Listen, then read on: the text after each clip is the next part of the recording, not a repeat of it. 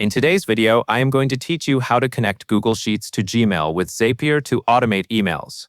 First, open your Google Sheets file in your browser. This will be the spreadsheet you use as the source of information for your email automation. Keep this tab open, because Zapier will later need access to the correct spreadsheet and the right Google account.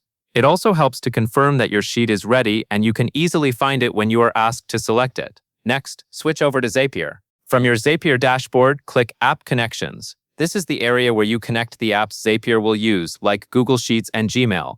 If you are setting this up for the first time, doing connections first can prevent errors later, because your accounts are already authorized before you build the automation. On the Connections page, locate the search area and use it to find the apps you want to connect. Start by adding a connection. Click Add Connection, then follow the prompts to choose the app and sign in. Repeat this process so both of your needed services are connected.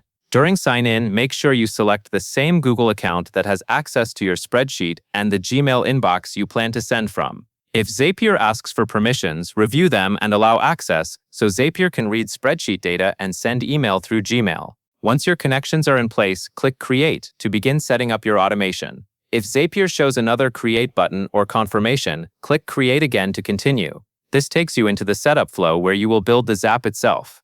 Now go to Zap. This is where Zapier lets you build an automated workflow from a trigger to an action. In the editor, click into the search field and type to find what you need for your Zap task. Select the option that matches your intended workflow, so you are connecting Google Sheets as the trigger and Gmail as the email sending action. Then click Start Building. At this point, Zapier is ready for you to configure the details using the connections you just created, with your sheet providing the data and Gmail sending the automated messages. That covers everything you need to know.